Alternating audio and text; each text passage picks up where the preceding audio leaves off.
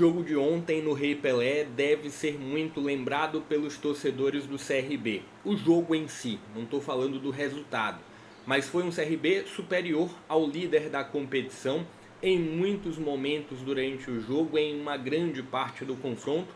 Engoliu o Coritiba durante os primeiros 45 minutos, depois tem algum tom de equilíbrio durante o início da segunda etapa, o Matheus Albino trabalha, e é um CRB que sofre um gol na reta final do confronto. É um CRB que vem de uma sequência negativa e o grande ponto que eu quero chamar a atenção nesse vídeo é o quanto que o trabalho do Barroca é bom. Eu sou longe de ser um grande fã do trabalho do Barroca, olhando para a carreira dele, mas no CRB ele consegue entregar um pouco mais do que era imaginado pelo torcedor e entregar um pouco mais do que eu acreditava que esse grupo poderia desenvolver. Ele, algumas semanas atrás, elogiou a figura do Matheus Ribeiro. Matheus Ribeiro, o nome do Segovia, o nome do Henry, o nome do Everton, a linha defensiva do CRB como um todo, ela desempenha bem a partir de um treinador que consegue extrair talvez um pouco mais do que esses jogadores naturalmente iriam entregar. A estrutura de meio de campo do CRB consegue, apesar de ter bons nomes, você tem ali a figura do GG como o nome mais regular e o nome mais positivo, mas o Meritão cresceu com a chegada do Barroco. O Danielzinho ainda não, mas é muito a partir de um lado individual também do jogador. Só que aí vem o principal problema do CRB, que é o terço final. Não é segredo para ninguém que o CRB, e aí vem o ponto também dos torcedores do Coritiba, a linha de ataque do CRB, e eu vou falar sobre o Coritiba, tá? Daqui a pouco falar um pouco sobre a equipe do Moza. Mas a linha de ataque do CRB, ela gera muita dor de cabeça, a partir de limitações individuais. Qual é a construção do ataque do CRB? Um jogador que não era utilizado pelo Botafogo de São Paulo, um jogador que não era utilizado pelo Goiás, um outro jogador em que o Atlético Goianiense não fez questão de reter, e a aposta do Thiaguinho. Enfim, e sem contar num jogador que estava parado há mais de um ano, o caso do Mikael. E o Dada Belmonte também parado há mais de um ano. É um fato em que o fator investimento ele pesa muito. O ponto de orçamento do CRB comparado ao orçamento do Coritiba, por exemplo, se tem uma diferença considerável nesse meio de caminho. Mas entendo que o CRB poderia ter feito um pouco mais. Não vou nem entrar muito no mérito ou no quesito do Anselmo Ramon, mas entendo que o CRB poderia ter feito um pouco mais para essa linha de frente. E aí você parte de um ponto de uma sequência negativa, que a equipe vem olhando para resultados. Você pega o fator do desempenho contra o América, realmente, coletivamente, foi um CRB que não desempenhou bem. Contra o Atlético Goianiense, foi um CRB que, além desses pontos individuais abaixo, tecnicamente, foi um CRB que teve muitos problemas também. Danielzinho não estava disponível, Potker não estava disponível, o Baggio também, assim como no jogo contra o Coritiba, não estava disponível. Contra a Ferroviária, eu coloco muito mais na conta do grupo do que no lado do treinador. Mas o grande ponto de observação aqui, antes de dar sequência, na verdade, se está curtindo o vídeo, se inscreve no canal, deixa o like e também compartilha o link para mais conteúdos como esse. O grande ponto aqui é, a gente vai encontrando uma sequência negativa e normalmente essa sequência negativa pesa mais para o lado do treinador. No caso do CRB, entendo que o peso ele deve ser muito mais levado para um outro lado, para quem construiu esse grupo. Acho que o trabalho do Barroca ele consegue extrair até mais do que o que a gente vinha imaginando que algumas peças poderiam entregar. É claro, não é um trabalho perfeito, tem muito ao que ser corrigido sim, mas o trabalho do Barroca é o menor problema possível que o CRB tem. E aí vem essa sequência negativa, e é bom a gente lembrar de jogos como esse, em que o CRB coletivamente foi superior a uma equipe que está acima na classificação, a uma equipe com um poder de investimento muito maior, só que por fatores individuais, seja de tomada de decisão, seja de competência mesmo, o poder de definição, o CRB não conseguiu vencer.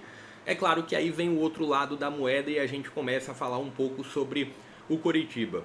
É impressionante como o Morisco vem conseguindo ter um grande destaque. Eu acredito que na quinta rodada da Série B eu fiz uma seleção da competição e o goleiro em que eu coloquei, em que eu escolhi como o melhor, como o meu goleiro da seleção, foi a figura do Matheus Albino, goleiro do CRB, que faz também uma Série B maravilhosa. Naquele momento, até a quinta rodada, nas primeiras rodadas da Série B, o Morisco não estava disponível. Então tá aí uma justificativa de o porquê o Morisco não entrou na seleção da Série B. Mas hoje, facilmente, o Morisco está num top 1 ou 2 da Série B, disputando com a figura do Matheus Albino, e eu diria que a partir das últimas rodadas é o Morisco que ganha essa posição. Você tem outros fatores também. Ontem o Coritiba não se saiu bem, tá? Coritiba sofreu, Coritiba teve desfalques importantes, e aí é bom a gente pontuar jogadores que talvez não aparecem tanto durante 90 minutos, mas que ontem a falta foi muito sentida, tá?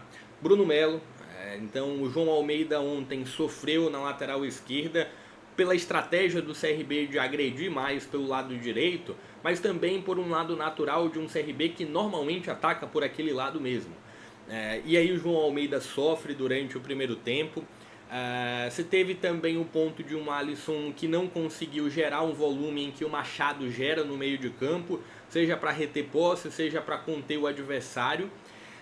Eu não vou citar muito a figura do Ronier, porque de fato eu entendo que, apesar do Cleison não ter ido muito bem, o Ronier, apesar de ter alguns flashes, não é uma figura também muito constante. Mas olhando o desfalque em que o Coritiba teve no meio de campo e o desfalque em que o Coritiba teve na lateral esquerda, foi um Coritiba que sentiu falta desses nomes, foi um Coritiba distante de ter tido a sua melhor atuação ou uma das suas melhores atuações na temporada, na Série B.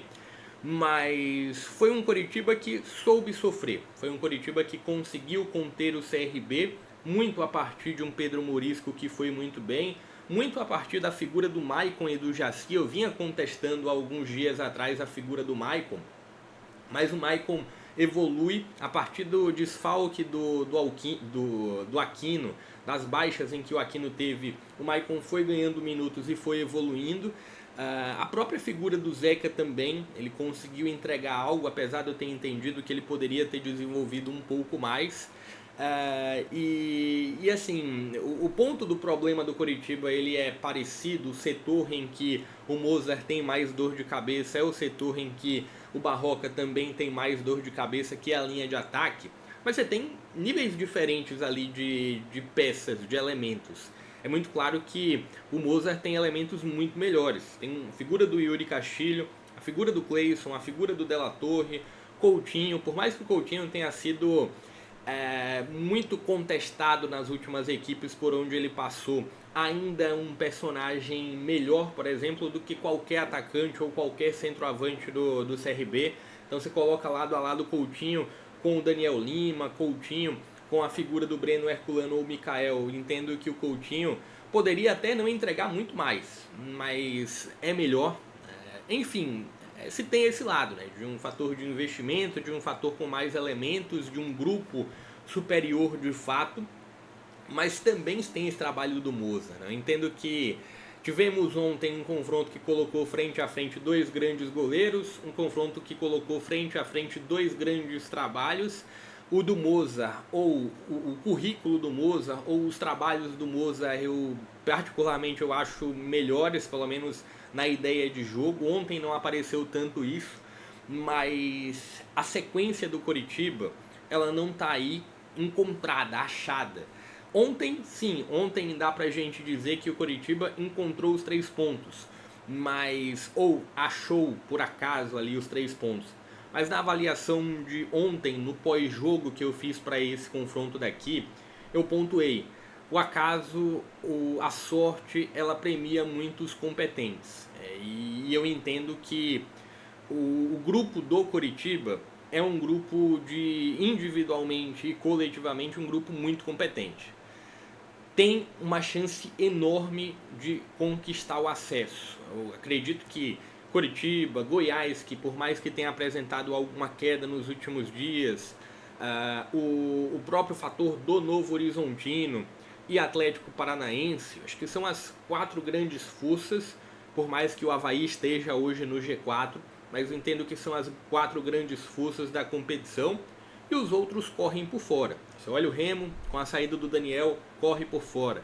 Avaí, apesar de estar dentro do G4, entendo que o elenco do Avaí não fornece os mesmos elementos que o Novo Horizontino. Enfim, e olha que o Novo Horizontino tem uma penca de jogadores no departamento médico. Você olha para as equipes que estão por ali, a Chapecoense, América muito mais atrás, mas o próprio Atlético Goianiense. São equipes que, no meu entendimento, o próprio CRB não tem o mesmo fôlego, né? Não tem o mesmo nível de giro de elenco, de trocar peças e conseguir se manter em um degrau alto. Ontem o Josué não fez um dos melhores jogos, e aí se teve a figura do Depenha ganhando alguns minutos no segundo tempo. Você olha para o nível, né? Ontem o Giovani, por exemplo, nem entrou no meio de campo do Coritiba. Eu entendo que o Giovani estaria sendo titular em 50% ou até mais dos meios de campos da Série B. Enfim, era essa que eu queria trazer na avaliação, principalmente destacando a sequência negativa, mas o menor dos culpados é o Barroca, né? Pelo menos no meu entendimento. Fique à vontade para deixar um pouco da sua opinião, se você quiser contrariar, se você quiser trazer outros pontos também. Fique à vontade para deixar o like, se inscrever no canal e compartilhar o link para mais conteúdos como esse. Vou ficando por aqui. Até a próxima.